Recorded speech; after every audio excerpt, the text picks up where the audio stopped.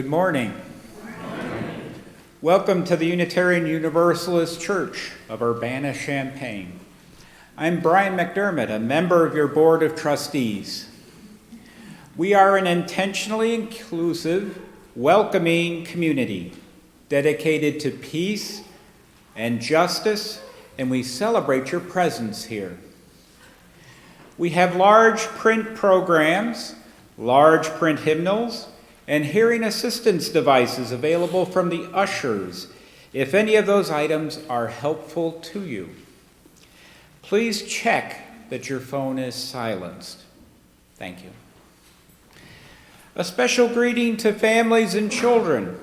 Children of all ages are welcome to remain with us for the service.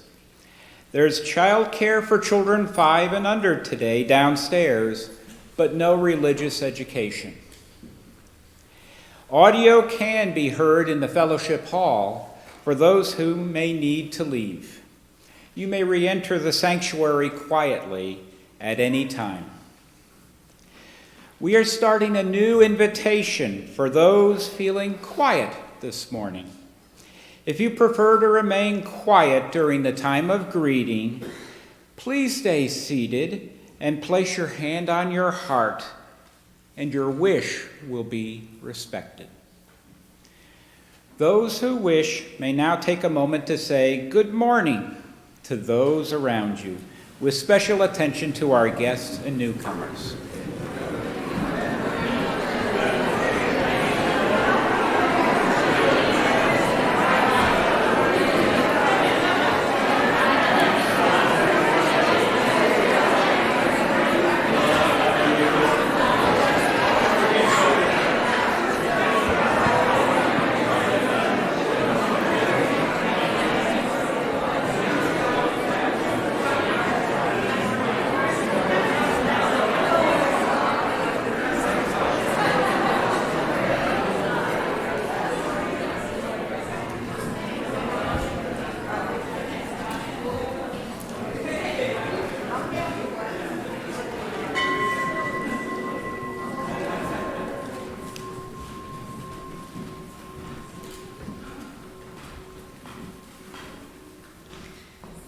All this fall, we have been recognizing and honoring the original peoples of this land with a land acknowledgement developed by the Native American House on campus. And each week we have been lifting up a small part of the history of each of those nations. So you have been hearing this over and over again through the fall. And today, what I'd like to do is to do the land acknowledgement together. And it's at the bottom of your order of service, at the bottom of the list of things happening. I'm sorry, it's in a little bit small type. But for those who are willing and able to stand at this time and join in as you feel called to do so. Don't worry if you don't have the pronunciation exactly right. But this is the culmination of our immersion and study of this over the fall. And then we'll have a moment of silence after the land acknowledgement. We recognize, honor, and acknowledge that we are on the lands of the Peoria, Kaskaskia, Piankashaw, Wea, Miami, Muscooten, Odawa, Sauk, Meskwaki, Kickapoo, Potawatomi, Ojibwe, and Chickasaw nations.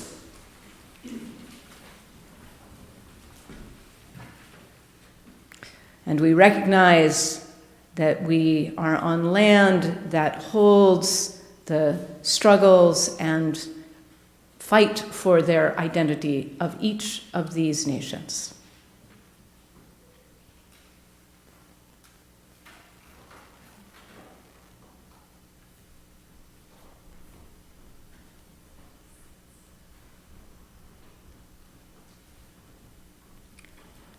Thank you.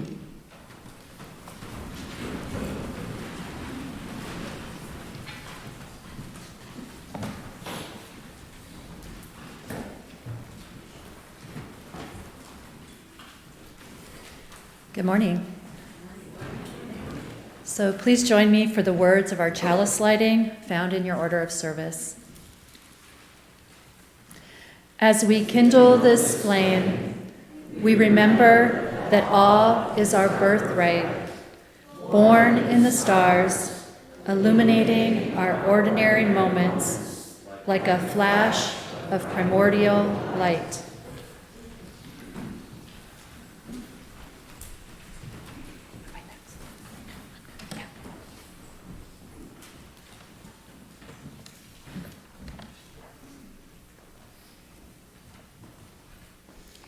One bright bird, silvery, mid-sky, sunlit. Glance upward and the curve of wings inscribes itself on the heart like the perfect curve of the knife's incision held in a hand free of all hesitation. What do we know then in that love like dying, in that leaping upward into sky? Do you remember the moment when the mind, blinded, became perfect?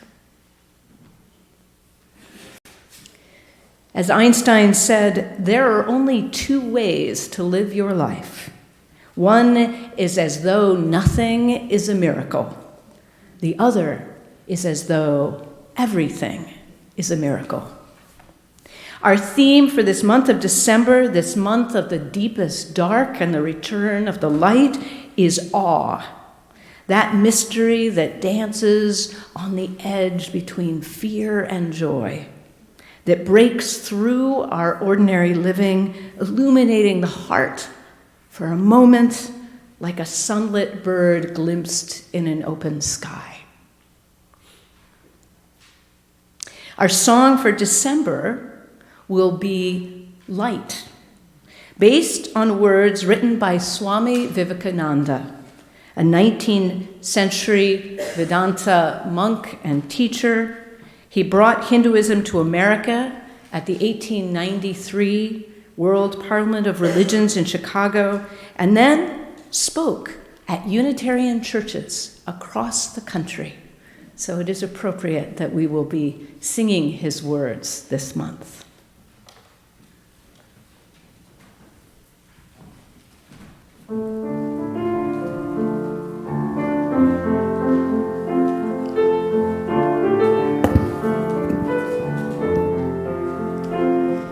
I'll sing it once through, and then I'll teach you the words.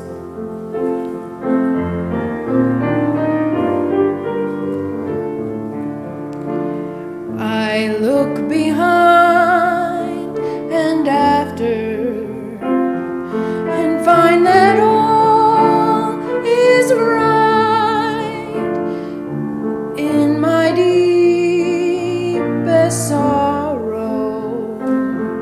There is a soul of light. So the words are, I look behind and I look after, and I find that all is right. In my deepest sorrows, there is a soul of light. So when you feel comfortable, join with me. I look behind and after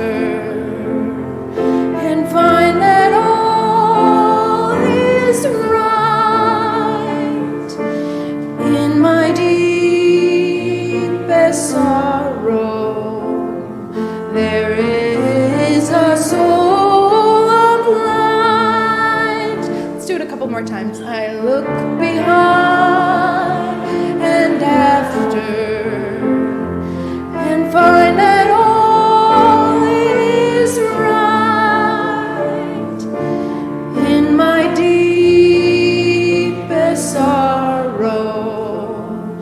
There is a soul of light. Last time. I look behind and after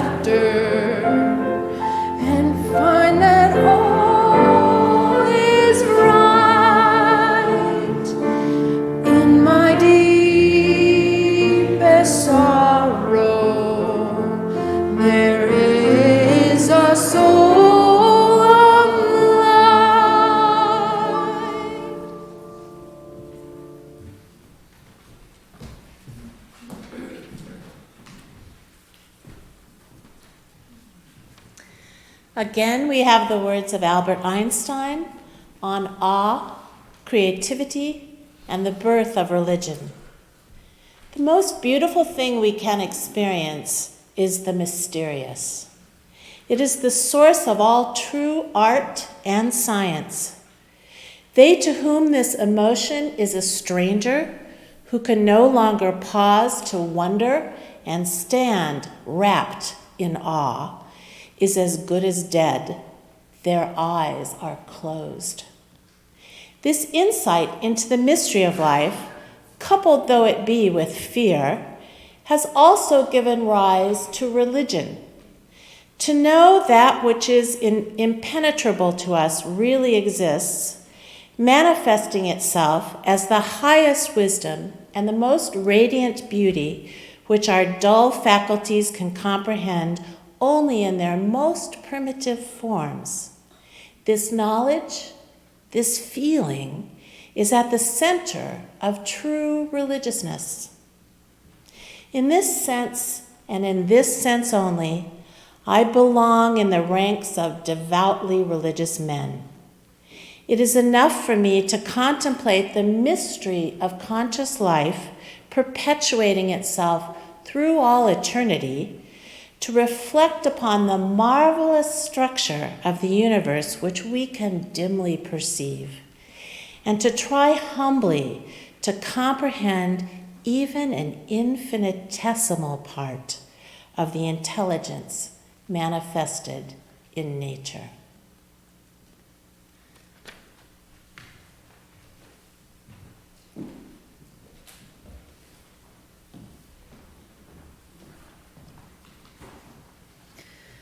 So we as Unitarian Universalists acknowledge that we are part of the sacred web of life, the web of connection with each other, with the wider community, and with the world. This time in the service each Sunday is a time to honor and lift up those connections. In the spirit of our connection with the wider community, each December we have a mitten tree and a backpack project. Next Sunday, the mitten tree will be up here in the sanctuary. So please bring new mittens, scarves, and hats of any size to give to those who need them in our community. This is a great project for the kids in your family. Or pack up a backpack to give to friends in the Daily Bread Soup Kitchen and bring it next week. You can learn more in your order of service.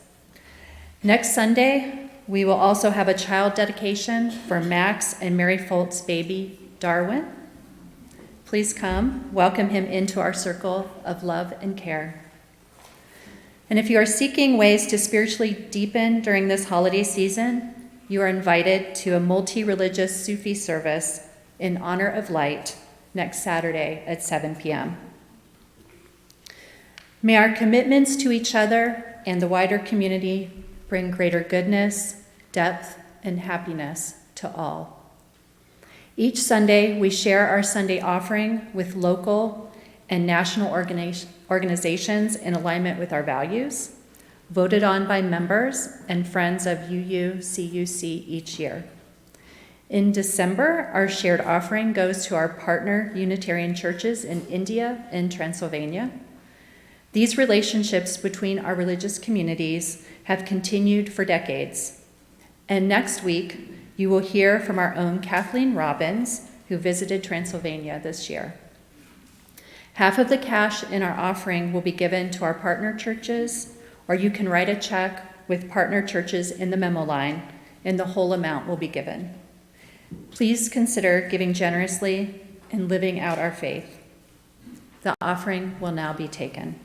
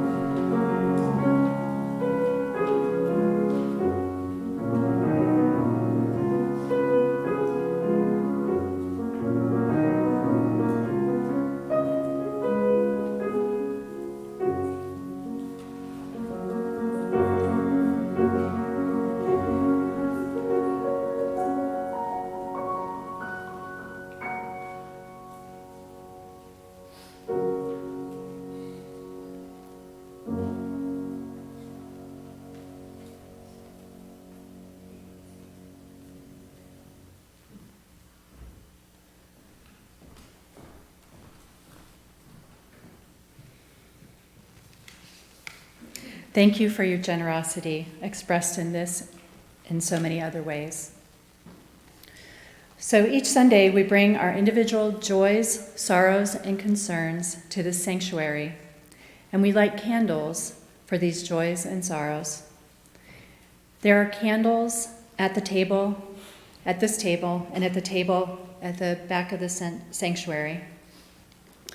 If you have a joy or concern that you would like to share aloud this morning, you can find cards in the holders in front of you or on the pedestal in the back.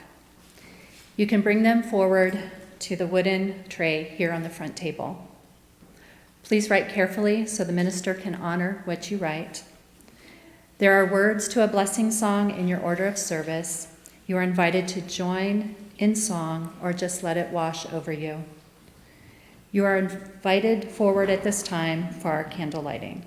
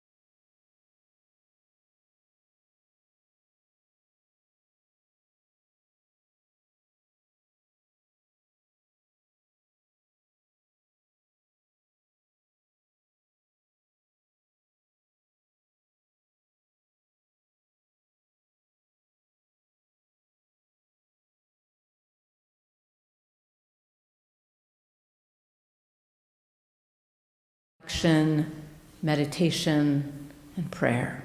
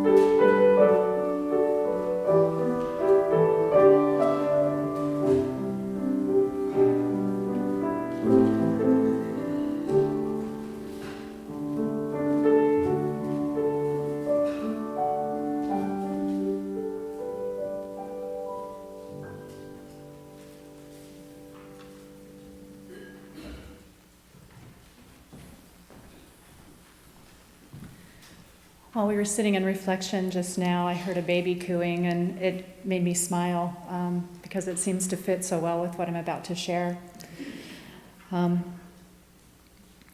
So when Florence put out a call for worship associates to assist with our service about awe, I jumped at the chance. At different points in my life, I've engaged in a spiritual practice of awe. And the practice has always helped me connect with something greater than myself. It's a sort of reverence to the miracle of the life on our planet Earth.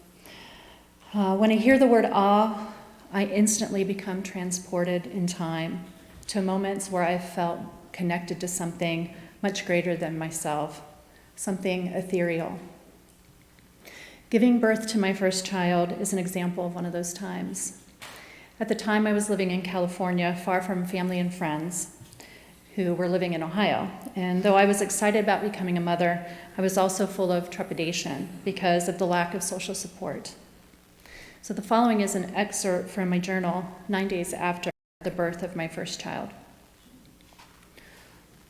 Journal entry, October 8th, 1996.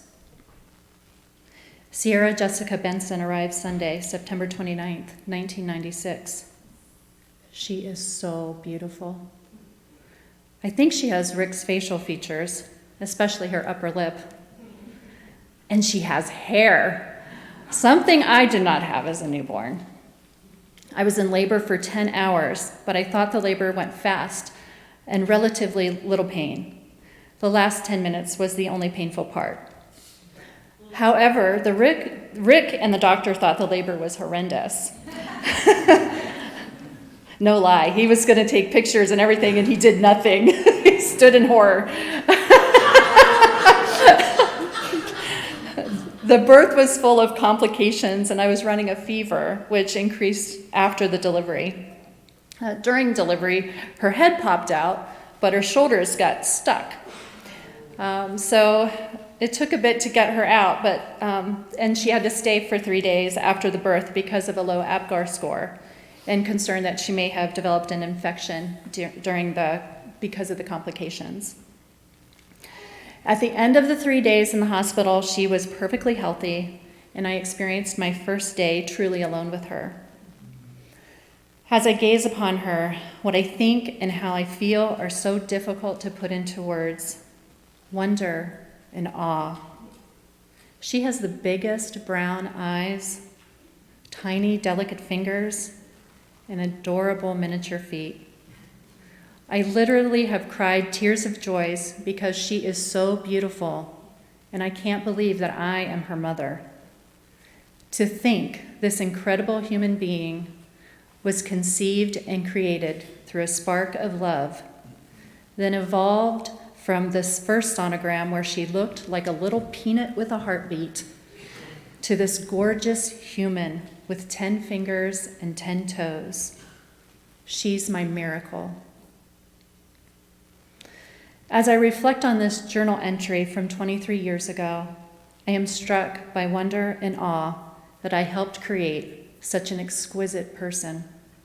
It is nothing short of a miracle to consider how two cells come together and within 9 months develops into a living, breathing human being capable of growing into a bright, articulate, and passionate woman with the largest chocolatey brown eyes I have ever seen. Every day I am amazed I have had the privilege to be part of her life, and I look forward to watching her continue to develop into the thoughtful and quirky woman that she is.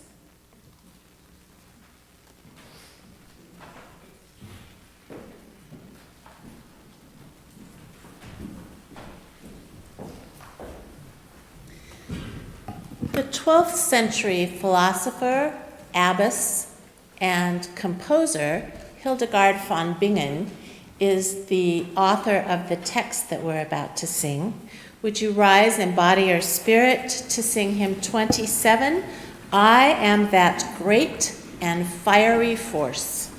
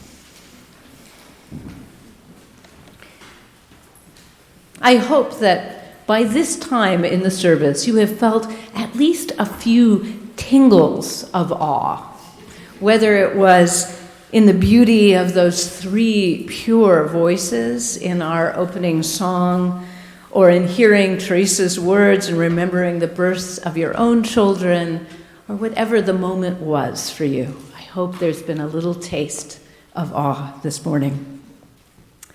The novelist Aldous Huxley wrote, "Most human beings have an almost infinite capacity for taking things for granted."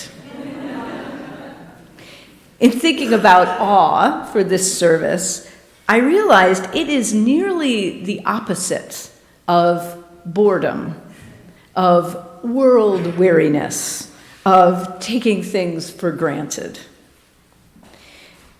And I can't speak for all of you, but I see how easily I can fall into taking things for granted, especially on dark, rainy, grim days in late November and early December, trudging through life with my head down, checking the boxes on the endless to-do lists on my laptop.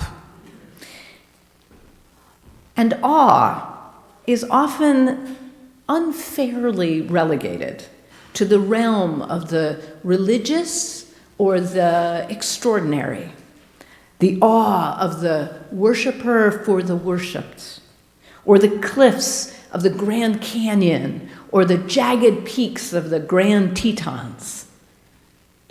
Awe is not a word used widely by Midwesterners.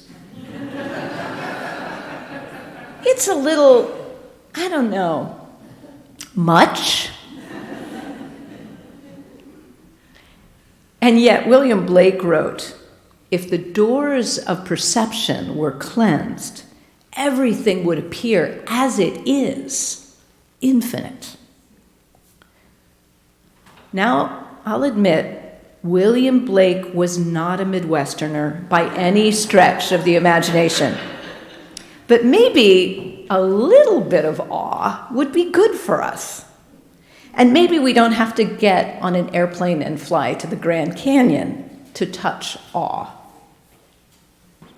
When I was at the Tsubaki Grand Shrine in Japan a few years ago, one of the great Shinto shrines, I learned that awe is central to Shinto life.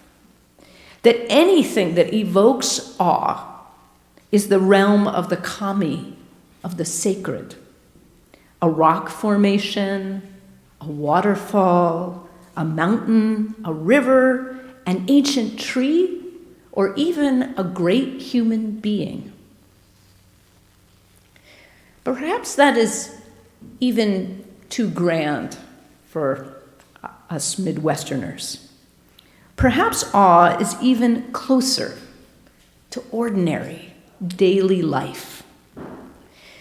I remember the first time I saw a video of the gymnast Simone Biles doing a floor routine, practically flying. How many people saw that video, right? That was awe, that a human being could fly in that way. I felt awe only last week here in this sanctuary when the choir sang Rachmaninoff's Beatitudes. And after, there was silence, a thundering silence, like a held breath. I feel awe when I remember that today is the 59th anniversary of the day that Rosa Parks changed the world by not giving up her seat on the Montgomery bus. I felt awe at the leadership of your board of this church just last Tuesday, and I'm not exaggerating. It was awe. That's why I chose the image of the enso on the front of your order of service. An enso is a Zen calligraphy image painted with a brush in one stroke that is an expression of a Zen Master's Understanding. This one was done by my teacher, Kaz Tanahashi, one of my teachers, a calligrapher, artist, peace activist, old hippie, and translator. In the far left corner, you can just barely read miracles of each moment. That is Kaz's deep expression of understanding. One of my favorite quotes from the book, The Secret Life of Bees, is this. I realized it for the first time in my life. There is nothing but mystery in the world, how it hides behind the fabric of our poor browbeat days, shining brightly, and we don't even know it. Do you notice the star in our middle of our rose window? That's the image for December, shining brightly behind all those clouds. Awe has now become an area of scientific study, particularly by psychological researchers who study positive emotional states like altruism, joy, gratitude, generosity, and awe. One researcher, Amy Gordon, gathered people's daily reports of awe and found that, I find this quite extraordinary, every third day, on average, people feel that they are in the presence of something vast that they do not immediately comprehend. For example, this is from a quote, seeing gold and red autumn leaves pirouette to the ground in a light wind. These are things that people named as moments of awe. Being moved by someone who stands up to injustice. And hearing music on a street corner at 2 a.m. all elicited such a feeling.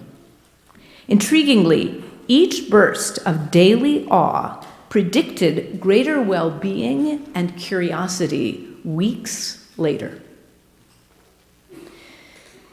Those of you who tried psychedelics at some point in your life, you do not have to raise your hand, know that they seem to predispose the mind towards awe and mystical experience. And recently there has been some very promising research using psychedelics for both terminal cancer patients and treatment-resistant depression. It is clear that psychedelics can have a profound effect on anxiety about death for terminal patients. One researcher interviewed by the New York Times said, I don't really have an answer as to why the drug eases the fear of death, but we do know that from time immemorial, individuals who have transformative spiritual experiences come to a very different view of themselves and the world around them, and thus are able to handle their own deaths differently. And another researcher said, on psychedelics, you have an experience in which you feel there is something you are part of, something else is out there that's bigger than you, that there is a dazzling unity you belong to, that love is possible, and all these realizations are imbued with deep meaning. I'm telling you that you're not going to forget that 6 months from now. That experience gives you, just when you're on the edge of death, hope for something more. And I think that description is the description of awe. So do we all need to go out and find some psychedelics? I don't think so. I think awe is as close as walking outside and looking into a starry sky, really looking, taking that time, or looking at another human being, really looking, as Teresa said, into the miracle of a human being and a human body. Or as Blake wrote, to see a world in a grain of sand and heaven in a wildflower, hold infinity in the palm of your hand and eternity in an hour. I want to share a personal story of awe with you.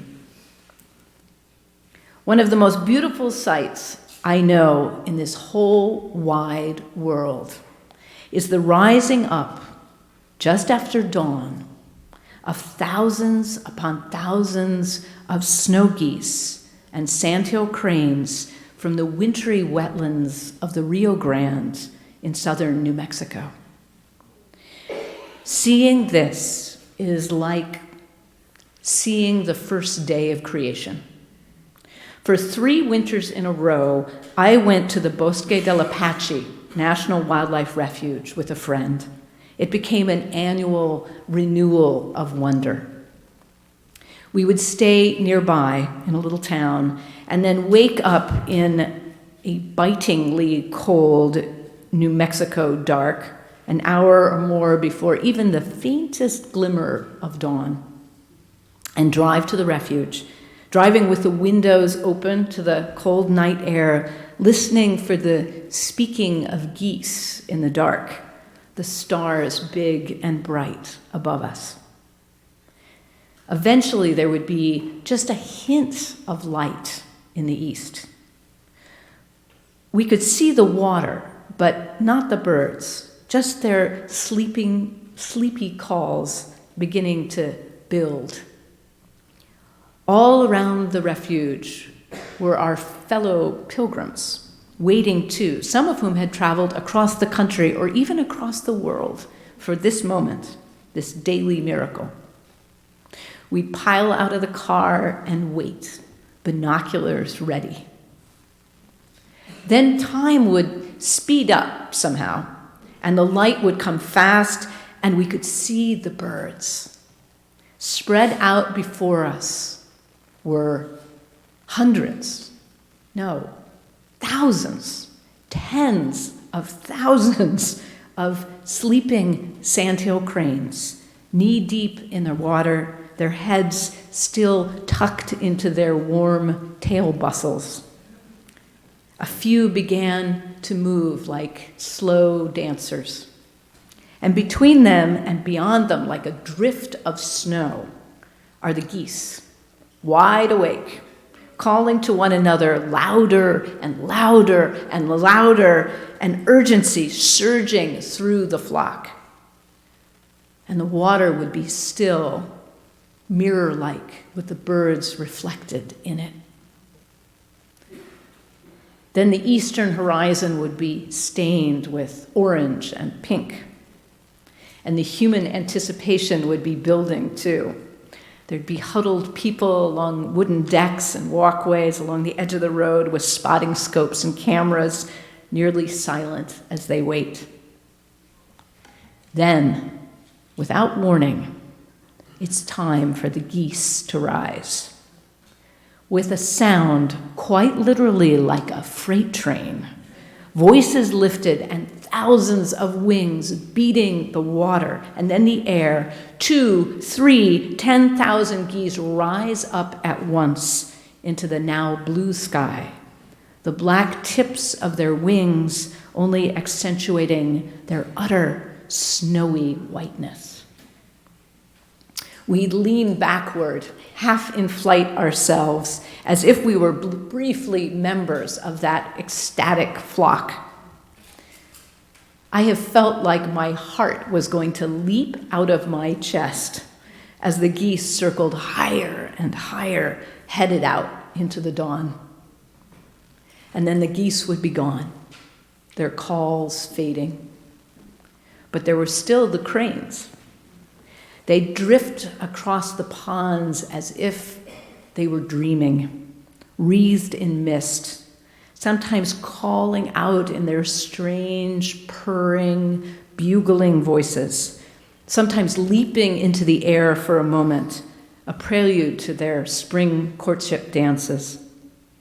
Then they too would lift their huge wings in the first sunlight, circling above us, ancient and magnificent. To see such a sight in this 21st century, is to be reminded of the almost unimaginable abundance of wildlife that once filled the skies and water and land all over the world. And I'll just say, you don't have to go all the way to New Mexico to see this. There are several places in Indiana where you can see the sandhill cranes at dawn, and even whooping cranes, the endangered whooping cranes. So you could get in your car tomorrow morning and drive in the dark over to Indiana. And now there are just glimpses, like this one, reminders that this is what life does, given half a chance. It sings in cranes and rises up in 10,000 snow geese in the dawn, and it sings in us too.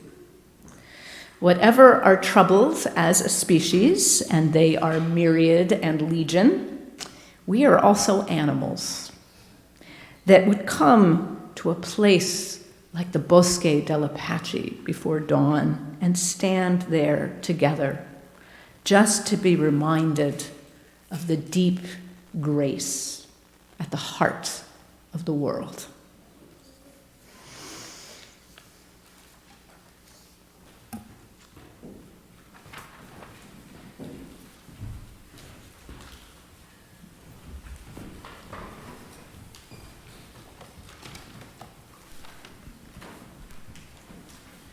Remember,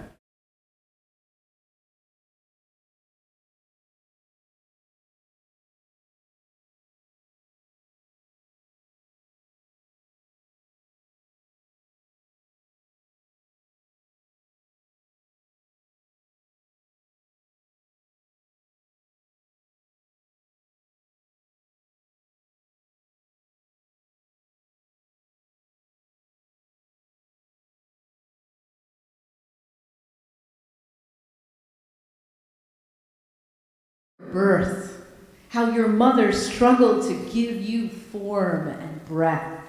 You are evidence of her life and her mother's and hers. remember your father. He is your life also.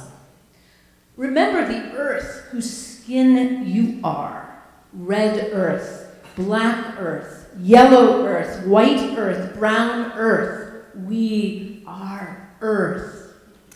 Remember the plants, trees, animal life, who all have their tribes, their families, their histories too. Talk to them. Listen to them. They are alive poems. Remember the wind. Remember her voice. She knows the origins of this universe.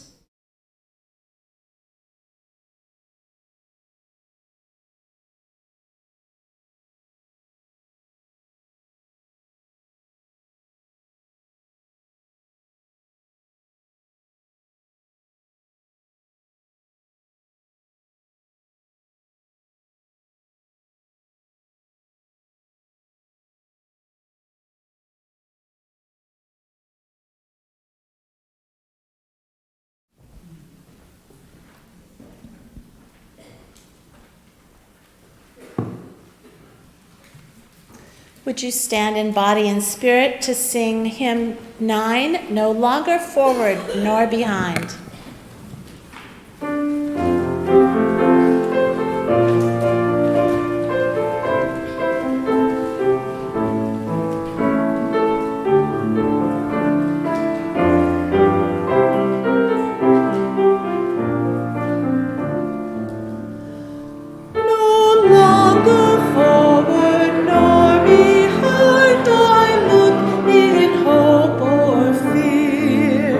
But grateful take the good I find.